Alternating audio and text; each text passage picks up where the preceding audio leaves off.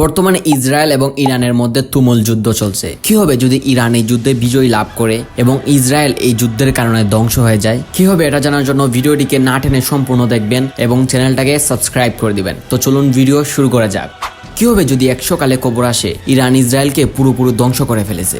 Israel এই যুদ্ধে হেরে গেলে ইসরায়েল নামে কোনো দেশের অস্তিত্ব থাকবে না এই পৃথিবীতে এবং এই যুদ্ধের কারণে লক্ষ লক্ষ মানুষ তাদের প্রাণ হারাবে এবং যুক্তরাষ্ট্র তখন মুহূর্তেই প্রতিক্রিয়া জানাবে, কারণ ইসরায়েল তাদের ঘনিষ্ঠ মিত্র ছিল। নেটো সক্রিয় হতে পারে এবং তৃতীয় বিশ্বযুদ্ধের আশঙ্কা দেখা দিতে পারে। ইসরায়েলের পরমাণু অস্ত্রের নিয়ন্ত্রণ হারিয়ে গেলে তা গোটা বিশ্বের জন্য ভয়ঙ্কর বিপদ হয়ে দাঁড়াবে। যুদ্ধের তরঙ্গ ইউরোপ, আমেরিকা পর্যন্ত পৌঁছে যেতে পারে। তখন ইরানকে দেখা হবে ইসলামী বিশ্বের নতুন নেতা হিসেবে। সৌদি আরব, তুরস্ক ও কাতারের মতো দেশগুলো হয়তো নিজেদের অবস্থান পর্যালোচনা করতে শুরু করবে। বিশ্বব্যাপী তেলের দাম হঠাৎ বেড়ে যাবে, খাদ্য সংকট দেখা দিতে পারে এবং বিশ্ব অর্থনীতিতে প্রবল ধাক্কা পড়বে। পূর্ব এবং পশ্চিমের মধ্যে বিভাজন আরো স্পষ্ট হয়ে যাবে। বিশ্ব দুই ভাগে ভাগ হবে, একদিকে চীন, ইরান, রাশিয়া, অন্যদিকে যুক্তরাষ্ট্র, ইউরোপ। এই সবই একটি কাল্পনিক দৃশ্য, কিন্তু বাস্তবে এমন কিছু ঘটলে মানব সভ্যতা ভয়াবহ বিপর্যয়ের মুখে পড়বে। কিন্তু এই কাল্পনিক দৃশ্যই একদিন সত্য হয়ে দাঁড়াবে। তো চলুন আমরা সকলে ইসরায়েলের জন্য দোয়া করি, আল্লাহ পাক যেন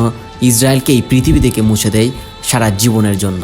দেখা হবে পরে কোনো ভিডিওতে নতুন কোনো টপিক নিয়ে। সেই পর্যন্ত সকলে ভালো থাকবেন।